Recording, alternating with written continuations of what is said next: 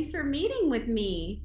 Yes, I'm doing amazing. I'm glad that we didn't have any like pre-recorded questions because I really wanted it to be kind of like raw and, Yeah. I wanted this to be authentic too. And I know like I mean immediately when I met you, I think it was at the book signing. yes.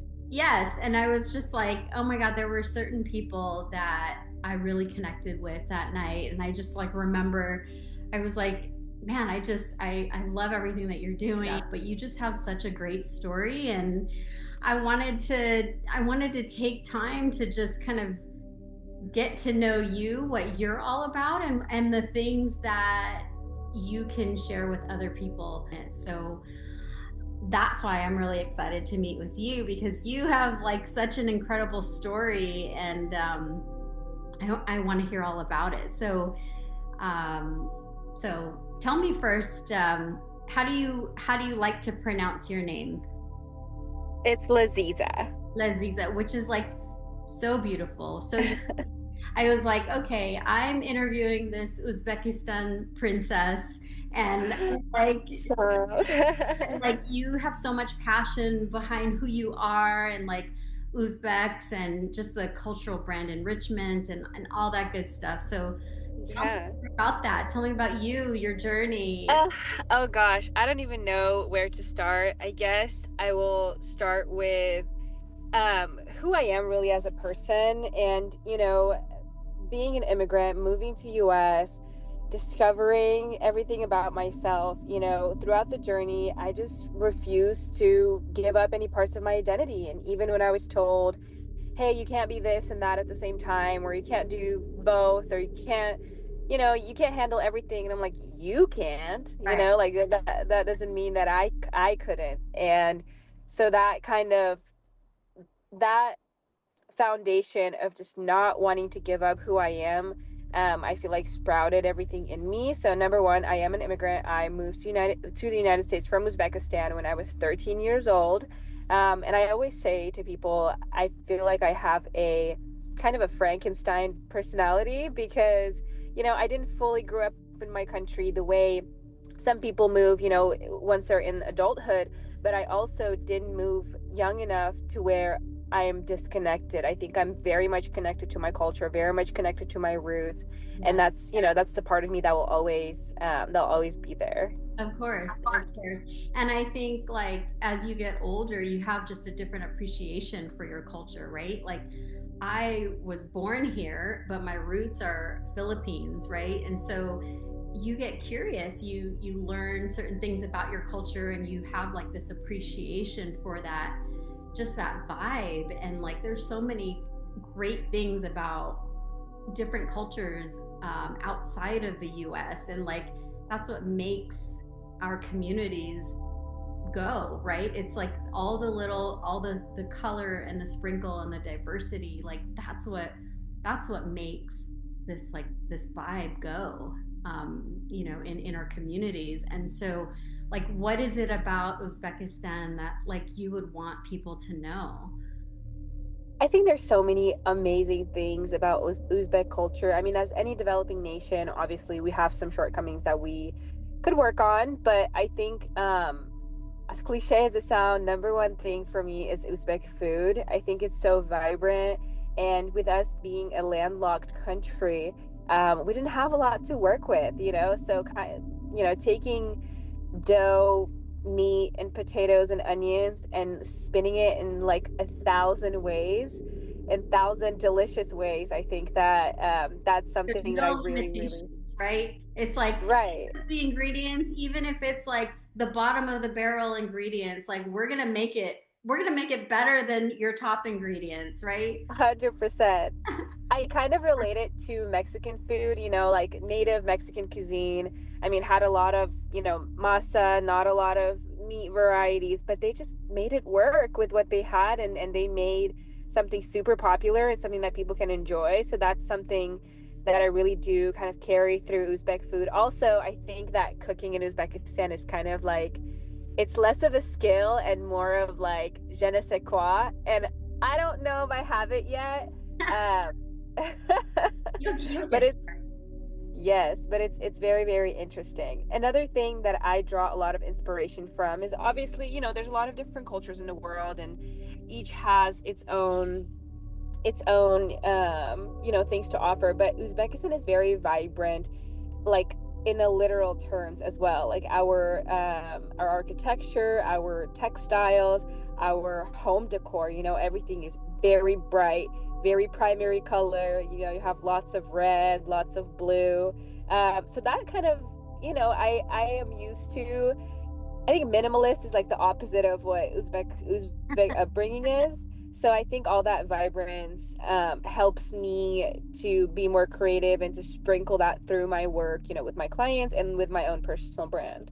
Of course, yeah. I mean, I really love how you've taken not only your culture but your passion for bringing out the color and the inspiration in your clients, their brand and their identity. And I think that kind of speaks to a lot of like who you are as a person, right? Like, I mean, your Instagram is, I mean, your posts are so playful and fun, and and it really does kind of it does empower other people to tap into that, right? Because like that has to come from somewhere. You have to draw inspiration from somewhere, wherever that is, right? Um, so one of my And questions, that's kind of the second part. yeah, Oh, sorry, go ahead. no, go, go, go. That's kind of the other part, the reason why I have my personal brand, obviously to show appreciation, for my roots. But I think big a big thing that takes play in my account is representation. Women in my country are still very timid about, their independent journeys, their careers, their own aspirations. I think a lot of women in my country kind of go by whatever pre-decided aspirations and pre-decided goals that people hand them, that society pressures them to do. And I really want women in general, to see that they can have whatever they put their mind to. They can do whatever they want to do, and sometimes they kind of need a strong visual and example of that. Yes, I think the worst thing you can ever tell a woman is no, I right? agree. I hate telling women no. No, yeah, like whatever you dream up of and whatever you want to try, like you should do it, I mean, you never know what you're capable of until you try, right? I agree. But it takes so much courage. Like, I can't even imagine being in my early teen adolescence and like traveling to a totally new country and doing what you do. I mean, I think like that that makes you one so strong, so independent, and also it almost proves to yourself, at least by this time in your age, that like, hey, I've overcome all this and here I am now, and look at me now. Like, imagine who Laziza is in the next 10, 15 years, right? Like, it has to Absolutely. be so Yeah. exciting. Yes. So one of my questions was, what fuels your passion right now, and how do you feel like it has shaped the way you show up in your life today, and like how has that made you so successful? I think again, kind of circling back to that representation moment, I grew up seeing a lot of women in my family just say yes to whatever they were told to do, to never argue their circumstances, never try to defy their circumstances. And I think I just kind of got tired of looking at that. And I think my mother, I kind of, growing up, you never have kind of like a super smooth relationship with your mother, especially when you're going through, through hormones, through all of that, through to your terrible teenage years. And I always kind of like rejected being connected to my mother. And then now that I've grown up and I saw the world by, with my own eyes, and I realized what it took for her to kind of completely change the trajectory of her life, leave the country that she was living in, try a new life in America and then make that new life happen for her children, she is definitely my inspiration on, okay, like if this person could do it and she had to do it with children and she had to do it, with no support of anyone, Yeah. of society back home, I'm like, I can handle whatever it is, because I feel like I was given the opportunity that a lot of people were not given. And I think that's the biggest driver, is that sometimes I walk into spaces, I travel, I get opportunities that I know not only have, my family members not experienced it, but my entire lineage, would never have a chance to do this, and I get to do this. That's amazing, amazing. And like you're opening doors for so many people. I could probably bet you that you meet so many people that are like, "You're from where? Like what? You know, but like the fact that you're entering space and representing your culture so bright and just so beautiful, the way that you carry yourself and you represent the culture, the people, your family. I mean, I think that is so empowering, and you have to continue to do that. Um, Thank you. and I think it's also beautiful that you've recognized that, we all go through growth stages, right? And sometimes we may not get the message from our elders at that moment in time, but something clicks in life to where it's like, wow, you really did make a lot of sacrifices for me, even if I didn't appreciate it in the moment.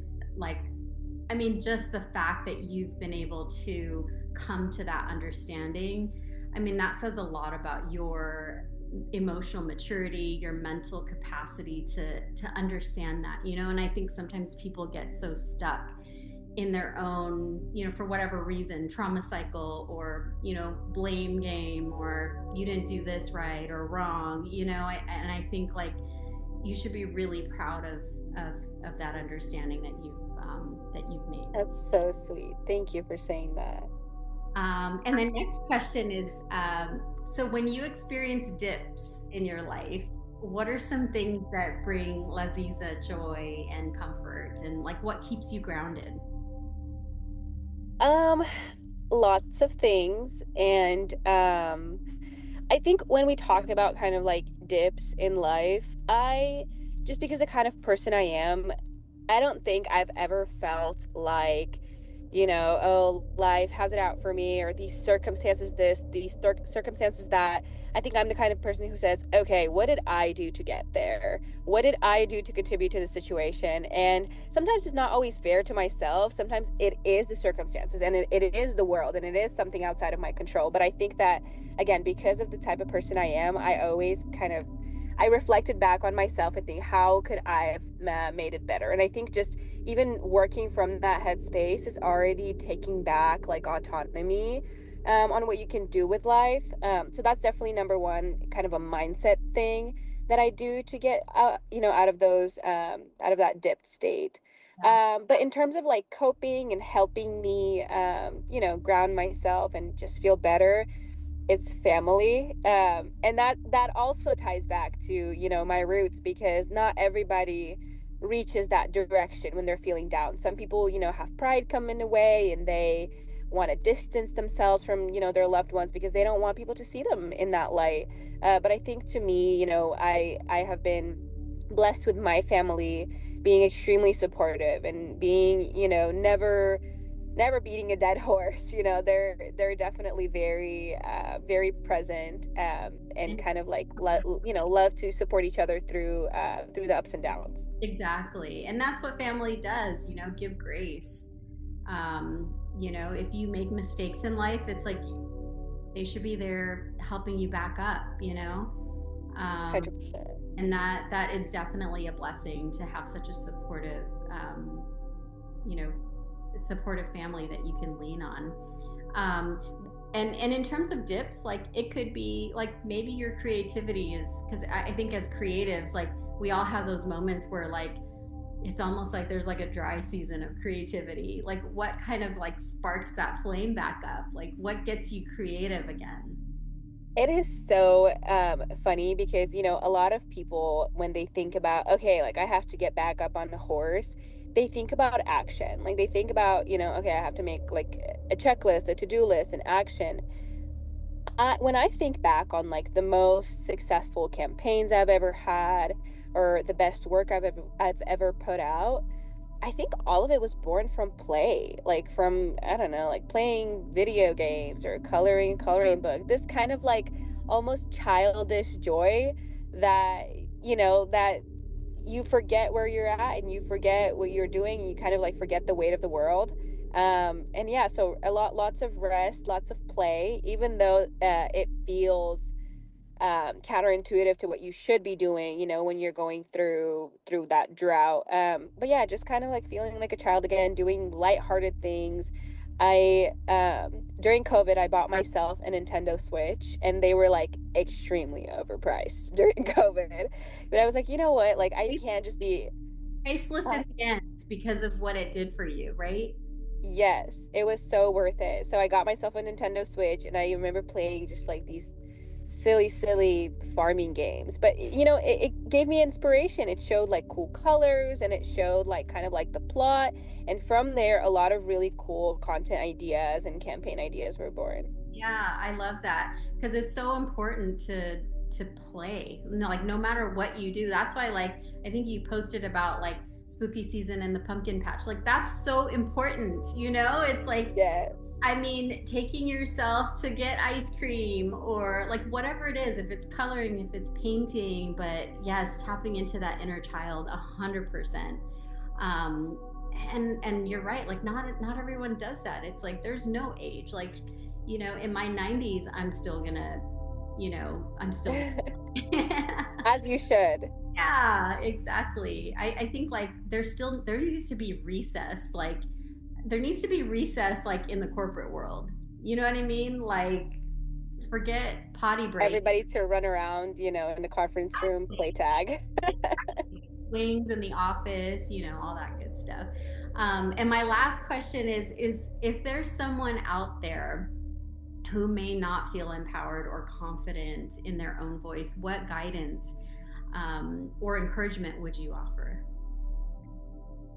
Um, I think that the best kind of person that I could speak to, that I can help with my experience, would be young women. Especially kind of at an age when they're getting ready to face the world and they're getting ready to see what that journey is. Starting from age like 15 up until 20s. I would say that read the stories. Read the stories of people that did it. Don't look at anybody around you who's saying things that you can't do, who is, planting the seeds of doubt. If you know that there's a person out in the world that did it, I would just set your sights on that. And that's what helped me. I was reading lots of memoirs from women who are successful. I was researching women that did it. I was even paying at some point in life. I have paid to meet with women executives just because I wanted to know what is it that they do. So those kinds of things help me, and I think that they would be extremely helpful for young women getting ready for that journey. Yeah, I love that you say that because I mean, there's power in people that have walked the journey to some extent, and you could probably draw so many similarities to an individual's autobiography or mentorship is so important. And I think like for me, you know, I've I've probably worked since I was, 18 in the healthcare space. And now I'm, in a national leadership role for a healthcare company, work with, That's amazing. Fortune 20 companies. And I like, love successful women. and thank you. And I think like we draw from one another. There's so many things we can learn from each other. There's so much humility involved in some of these stages of growth in our personal lives, but also our professional careers. And I think just like being able to gracefully humble yourself, but still have the tenacity to get through some of those barriers, right?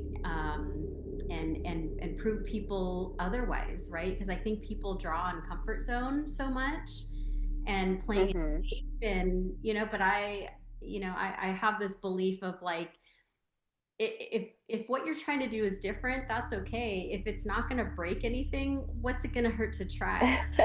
I mean, Yes, no, I know. And I like how you mentioned that kind of, you know, the balance between, you know, comfort and tenacity.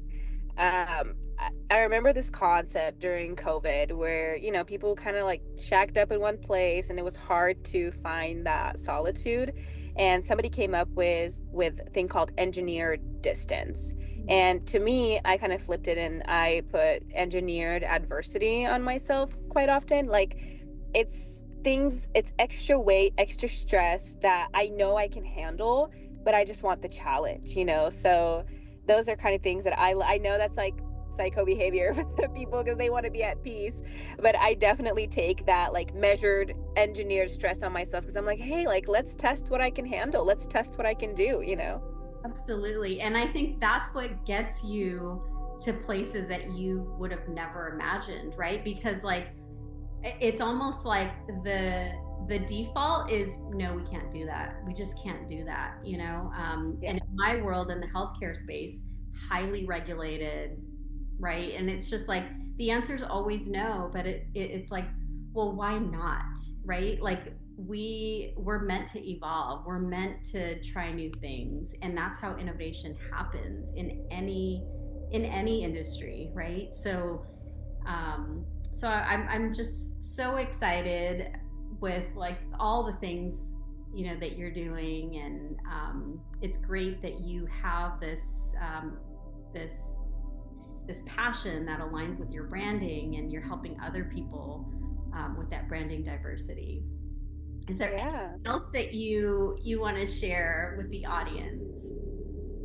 Um, no, but I really want to thank you. You know, I think it means the world to me when, you know, I meet people that recognize, you know, that flame in each other and they support you through your journey. And I'm just so grateful that I was able to meet you at that event and that, you know, we have each other to Yes, kind of see our growth side by side and support each other in the projects yes, that we do. absolutely. You can consider me an extension of your family too. Oh, you're so sweet. Time you're like, I need to run something by you, like don't hesitate. Seriously. I I mean, we need each other. We need connectivity. We need to be able to, spin ideas off of one another. And, and even when it feels like, you know what, people think I'm crazy, but this is what I want to do. Sometimes you just need that cheerleader. You need someone to support you, and sometimes people don't have that. So Yes. I'm So here. I love everything that you're doing and I want to see you keeping on. You too, you too. And I love that we're connected online. That's probably like the greatest thing. If you use social media as a positive tool, I mean, it's limitless, right? They're in Uzbekistan, Uzbek food restaurant. Oh my gosh. Yes. And you know what's so funny?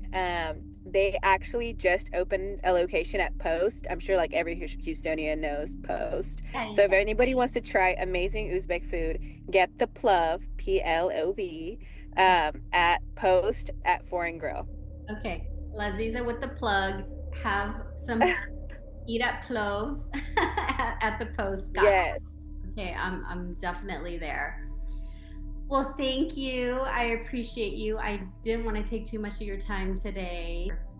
Okay. Thanks so much for having me. Honestly, I love everything that you do. And I think, you know, I think for healthcare, like you said, like there's a lot of limitations and no's. And I don't know if we can do this. I don't know if, you know, so I think it's really important for healthcare workers to kind of Yes. stray away from that structure a little bit and do their own thing. I mean, just like Tiffany, you know, like